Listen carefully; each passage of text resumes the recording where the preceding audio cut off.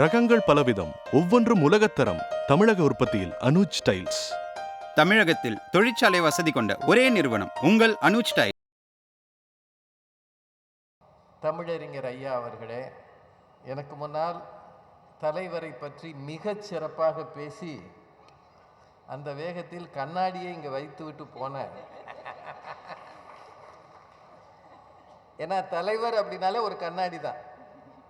ஒரு கருப்பு கண்ணாடி இந்த தேசத்தை இருட்டிலிருந்து வெளிச்சத்துக்கு கொண்டு வந்தது என்றால் அது கலைஞர் அவர்கள். அந்த வேகத்தில் அவங்க கண்ணாடியை வச்சுட்டு அங்கே போயிட்டாங்க. மிகச் சிறப்பாக பேசியிருக்கிறார் திருமதி பாரதி பாஸ்கர் அவர்கள். ஏறக்குறைய மணி 9க்கு பிறகும் அமர்ந்திருக்கக்கூடிய கொளத்தூர் வாக்காள பெருமக்களே, 1000 ரூபா கட்டணும் வெளியே போனா. எனக்கு தெரிய ஆரம்ப நாட்களில் கலைஞர் கூட்டத்துக்கு பணம் கொடுத்து வருவார்கள். 1 ரூபா 2 ரூபா கட்டணம் கொடுத்து வருவார்களாம். ஆனால் வெளியே போனால் கட்டணம்னு சொன்ன ஒரே கூட்டம் இதுதான் நினைக்கிறேன். அதனாலே ஜனக்காடு அப்படியே பம்முது. இல்லாட்டி 6 மணிக்கு வந்தவங்க 9 வரைக்கும் உட்காந்துருப்பாங்களா? இது ஒரு பள்ளிக்கூடம். அதனால தான் அறநிலையத்துறை அமைச்சர் அட்டண்டன்ஸ் எடுத்தார். சுற்றி இருக்கிறது பள்ளிக்கூடம். இதில் பேசுவதற்கு எனக்கு ஒரு வாய்ப்பு தந்து என்னை வரவேற்று இருக்கிற அத்தனை பேருக்கும் என்னுடைய வணக்கங்களையும் நன்றியையும் முதலில் தெரிவித்துக் கொள்கிறேன். ரொம்ப நேரம் ஆச்சு, நிறைய பேசிட்டாங்க. ஐயா அவர்கள் மிகச்சிறப்பாக பேசிட்டார்கள். ஒரு 5 நிமிஷம் எடுத்துக்கலாமா? 10 நிமிஷம். அவருக்கு நிறைய வேலை இருக்கு. ஏன்னா இன்னைக்கு காலையில் பத்திரிகையை பாரதி மேடம் மாதிரி நானும் படித்தேன். தினமும் நள்ளிரவு வரை வேலை செய்கிற அமைச்சர்களில் அறநிலையத்துறை அமைச்சர்னு போட்டிருந்தாங்க. எல்லாரும் லிப்ட்ல தான் மேலே ஏறுவாங்க, இவர் தான் மலையில ஏறுறார்.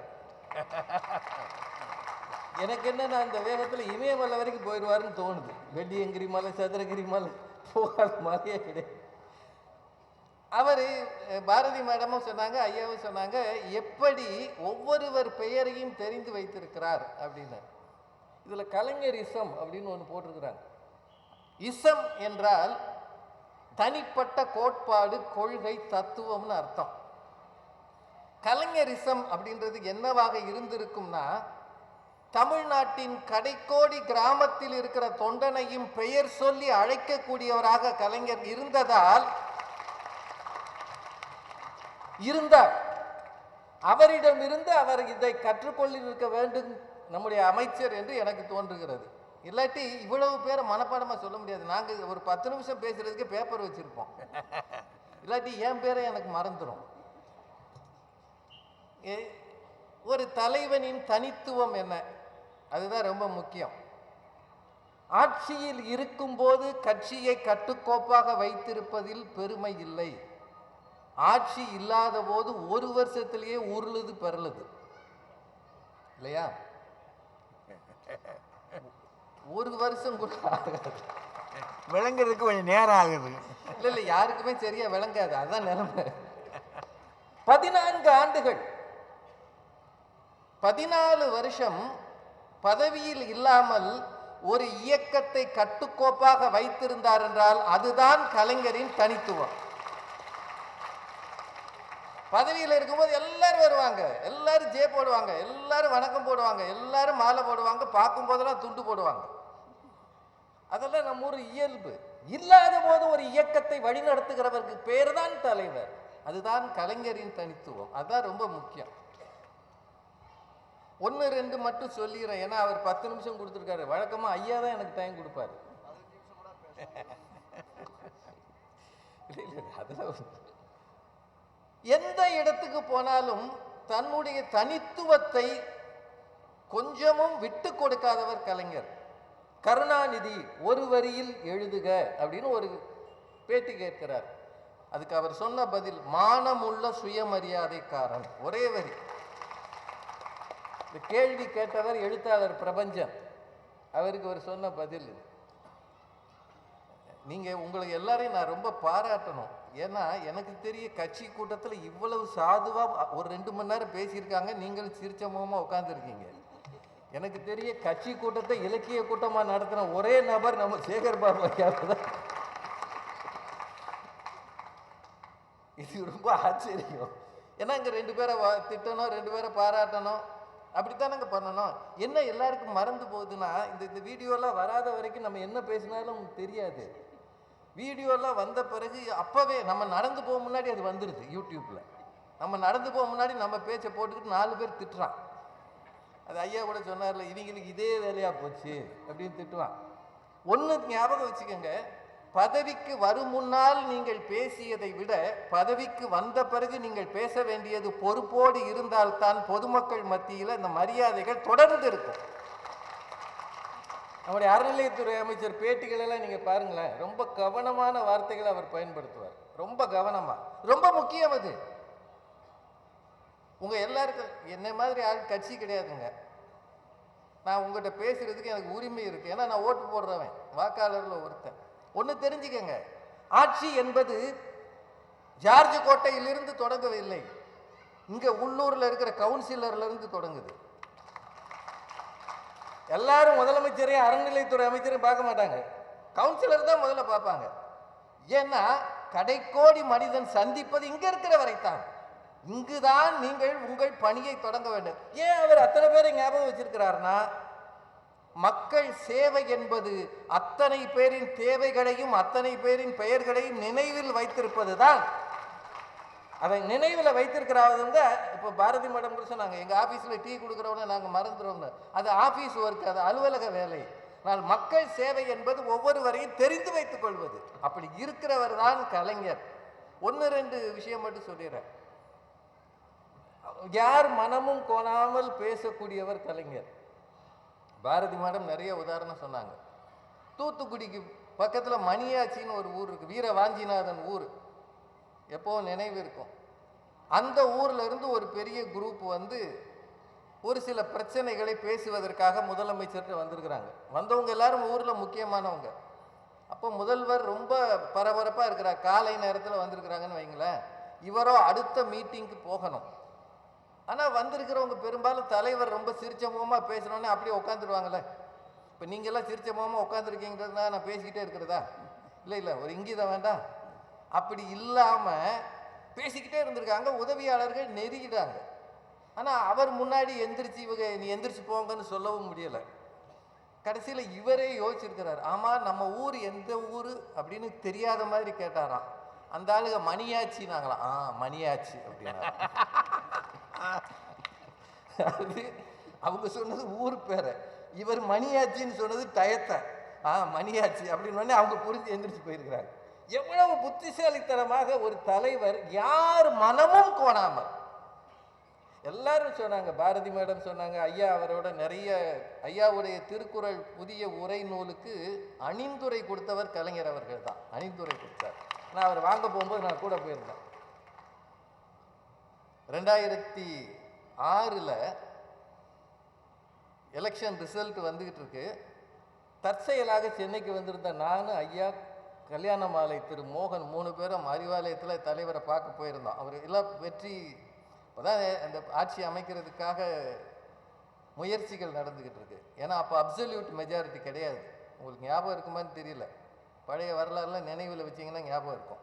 இப்போ நாங்கள் போய் ஒரு ஷால் அவருக்கு கொடுக்குறோம். வரிசையாக நாங்கள் 3 பேர் போகிறோம். பெரும் கூட்டம். பேராசிரியர் இருக்கிறார், இன்றைய முதல்வர் ஐயா இருக்கிறார், எல்லாரும் இருக்கிறாங்க. அவ்வளவு கூட்டத்திலையும் எங்களை பார்த்தாரு, ஒன்றும் பேசலை. இப்படி பார்த்தாரு, நாங்களாம் வரிசையாக கொடுக்குறோம். நான் கொடுத்துட்டு நகரும்போது இப்படினாரு. ஐயாவுக்கு நினைவு இருக்கும்னு நினைக்கிறேன். இப்படினாரு. கிட்ட நான் போனேன். எவ்வளவு வேலை இருந்தாலும் பட்டிமன்றத்தை கேட்பேன் அப்படின்னா. இது அவர் சொன்ன வார்த்தை. இதை விட சிறந்த பாராட்டு உலகத்தில் கிடைக்காது. இது அவர் சொன்னது, நாங்கள் 3 பேர் அதுக்கு சாட்சி. எவ்வளவு வேலை இருந்தாலும் பட்டிமன்றத்தை பார்ப்பேன். ஏன்னா ஒரு பேச்சாளனாக இறுதி வரை அவர் இருந்தார் இல்லையா. எங்களுக்கெல்லாம் ஒரு மனிதர் மீது என்ன ஈர்ப்பு இருக்க முடியும்? அவர் எவ்வளவு பெரிய பேச்சாளர், எவ்வளவு பெரிய சிந்தனையாளர். ஒரு கவியரங்கத்தில் பகுத்தறிவை பற்றி பேசணும், பாமரனுக்கும் புரியணும். அவர் சொல்றாரு, கிணறு வெட்ட பூதம் புறப்பட்டது அப்படின்னு நம்ம ஊர்ல சொல்றாங்கல்ல. நீ உடனே பயந்துராது. இந்த பூமியை பஞ்சபூதங்களால் ஆனது. பஞ்சபூதங்கள் தான் இந்த பூமி. நம்ம உடம்புலையும் பஞ்சபூதம் இருக்கு. கிணறு வெட்ட பூதம் வருதுன்னே ஏதோ இந்த அலிபாபா நான் இதில் வருதுல தேய்ச்ச உடனே புஷ்ஷுன்னு பூதம் அப்படி இல்லை. இது கலைஞர் சொன்னது. கிணறு வெட்ட மண் குவியும்.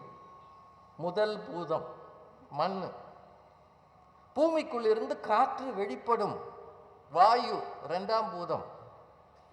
அதிலிருந்து பொங்கி வரும் புது நீர் தண்ணீர் மூன்றாம் பூதம். இந்த தண்ணீர் வந்த உடனேயே ஆகாயம் அந்த நீரில் தெரியும், வானம் தெரியும். வானம் நான்காம் பூதம். எப்போது வெயில் அடிக்கிறதோ அது அந்த நெருப்பு இந்த நீரை சுத்தம் செய்யும். நெருப்பு ஐந்தாம் பூதம். இதுதான் கிணறு வெட்ட பூதம் புறப்பட்டது. இப்படி பாமரனுக்கும் மொழியை இலக்கியத்தை எடுத்து சொன்னவர் கலைஞர். அதனால்தான் ஏறக்குறைய 50 ஆண்டுகள் கழகத்தின் தலைவராக இருந்திருக்கிறார். 56 ஆண்டுகள் அவர் சட்டமன்ற உறுப்பினராக இருந்திருக்கிறார். 13 முறை தேர்தலில் வென்றிருக்கிறார். ஒரு முறை கூட அவர் தோற்றதே இல்லை. 5 முறை முதல்வராக இருந்திருக்கிறார். ஏறக்குறைய 80 ஆண்டுகள் பொது வாழ்க்கையில் இருந்திருக்கிறார். உங்களுக்கெல்லாம் தெரியுமா, குடித்தலையில் அவர் பேர் முதலில் போட்டியிட்ட போது பெட்ரோமாக்ஸ் லைட் வைத்து கொண்டு பிரச்சாரம் பண்ணினார். ஆனால் 2016 ஃபேஸ்புக்கில் பிரச்சாரம் பண்ணினார். ஒரு தலைவர் யாருங்க? Petromax light Facebook. அவருக்கு தெரியாதா? இப்போ எங்களுக்கே ஒரு இமெயில் அனுப்புறதுன்னா பையன்கிட்ட போய் நிற்க வேண்டியிருக்கு. ஆனால் 90 வயதுகளை கடந்த பிறகும் ஃபேஸ்புக்கில் தனக்கு எதிராக போடப்படுகிற கருத்துக்களை கூட வாசிப்பாராம். அவர் திட்டி எழுதுறது தமிழ்நாட்டில் பயங்கர சந்தோஷம் நிறைய பேருக்கு. திட்டுனதை வாசிப்பாரான். சொல்லிட்டு போறாயா, அவன் என்ன எழுதியிருக்கான்னு பாரு. இந்த சிந்தனை இருந்ததால் தான் கலைஞர் இன்னும் நம் மனதில் வாழ்கிறார். பாரதி மேடம் சொன்னாங்க அவர் கோபாலபுரத்தில் வாழ்ந்தார்னு. கோபாலபுரத்தில் வாழ்ந்த சமத்துவபுரம் தான் டாக்டர் கலைஞர். நிறைய செஞ்சிருக்கிறாரு. ஒன்றை மட்டும் சொல்லி நிறைவு செய்கிறேன். அவர்கிட்ட எல்லாரையும் மதிக்கிற பண்பு இருந்தது. பத்திரிகையாளரை நேசித்தவர். 1971 தான் திராவிட முன்னேற்ற கழகம் மிகப்பெரிய வெற்றி பெற்றது. உங்களுக்கு நினைவு இருக்கும்னா 184 தொகுதிகளில் ஜெயிச்சாங்கன்னு நினைக்கிறேன் ஏறக்குறைய. அப்போ நிறைய வந்துக்கிட்டே இருக்கும்போது தேர்தல் முடிவு இப்போ மாதிரி மொபைல் கிடையாது, இது கிடையாது, எல்லாம் ரேடியோவில் தான் அனௌன்ஸ் பண்ணுவாங்க. வந்துக்கிட்டே இருக்கும்போது அவர் கோபாலபுரத்தில் சொன்னாங்க, போதுமையா, இனிமேல் ஜெயிச்சா எதிர்கட்சியே இல்லாமல் போயிடும். ஒரு தேசத்துக்கு நல்ல எதிர்கட்சி இருக்கணும்யா அப்படின்னு சொல்லியிருக்கிறார். ஒரு தேசத்துக்கு என்ன வேணும்? நல்ல எதிர்கட்சி வேணும். எதிர்கட்சி இல்லாமல் போகக்கூடாதுயா, இருக்கணும். அவர் ஆட்சி காலத்தில் தான் முதல்ல ஏழைகளை தேடி திட்டங்கள் போனது. ரொம்ப முக்கியம். கை ரிக்ஷா ஒழித்தார். உங்களுக்கெல்லாம் ஞாபகம் இருக்குமா? ரிக்ஷான்னு ஒன்று இருந்தது. கண்ணொடி வழங்கும் திட்டம் தந்தார். விவசாயிகளுக்கு நிறைய உதவிகள் செய்தார். அதில் ரொம்ப முக்கியம் இலவச மின்சாரம் கொடுத்தார். அப்புறம் ஏழைகளுக்கு இலவச அரிசி கொடுத்தார். இது மாதிரி நிறைய சொல்லிக்கிட்டே போகலாம். எங்கு சென்றாலும் கலைஞர் ஏழைகளை பற்றி சிந்தித்தார். அப்படி சிந்தித்ததால் தான் ஒரு இயக்கம் என்பது இத்தனை ஆண்டு காலம் பல சரிவுகளை நெருக்கடிகளை சந்தித்தாலும் மீண்டும் மீண்டும் உயிர் தெழுகிறது என்றால் அதற்கு அடிப்படை காரணம் டாக்டர் கலைஞர் அவர்கள். இந்த இயக்கத்தில் நீங்கள் எல்லாரும் இருக்கிறீங்க. நாங்கள் எல்லாரும் வெளியிலிருந்து இதை பார்க்கிறவர்கள். எங்களுக்கு தோன்றுவது எல்லாம் உங்களை பார்க்க பெருமையாக இருக்கிறது, சந்தோஷமாக இருக்கிறது. ஒரு நல்ல முதலமைச்சர் உங்களுக்கு வழிநடத்த, நம்ம எல்லாம் வழிநடத்த நமக்கு வாய்ப்பு கிடைத்திருக்கிறது. நான் ஏன் இந்த நிகழ்ச்சிக்கு வந்தேன்னு ஐயாவும் சொன்னாங்க, பாரதி மேடமும் சொன்னாங்க. எனக்கும் அந்த அனுபவம் உண்டு. திரு சேகர் பாபு ஐயா அவர்கள் மாண்புமிகு அமைச்சர் எப்போ கூப்பிட்டாலும் நாங்கள் நிகழ்ச்சிக்கு வருவோம். பாரதி மேடம் உடல் நலம் இல்லாமல் இருந்தபோது, கொரோனா உச்சத்தில் இருந்த நேரம், ஆகஸ்டில் வெள்ளி சனி ஞாயிறெல்லாம் கோவில்களை மூடிடுவாங்க. அந்த நேரத்தில் ஆகஸ்ட் 14ஆம் தேதி கபாலீஸ்வரர் கோயில் வாசலில் நான் அவங்க உறவினர்களாக நிற்கிறோம். உள்ளே போய் ஒரு சின்ன அர்ச்சனை பண்ணணும் அப்படின்னு. ஆனால் வழக்கம் போல் பெரிய கேட் போட்டிருந்தாங்க. அந்த அதிகாலையில் எங்களுக்கு அந்த நாளில் எப்படியாவது பாரதி மேடத்துக்காக ஒரு சின்ன பிரார்த்தனை. கபாலீஸ்வரர், கபாலி தானே கபாலத்தை கையில் வச்சிருக்கிறார். தலையில் ஒரு பிரச்சனைனா கபாலீஸ்வரரை பார்க்கணுமேன்ட்டு போய் நின்னோம். அப்போது உள்ள யாரையுமே விடலை.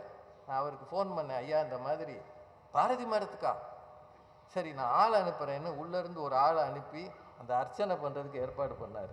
அது எங்களுக்கு எவ்வளவு நிறைவாக இருந்ததுன்றதும்.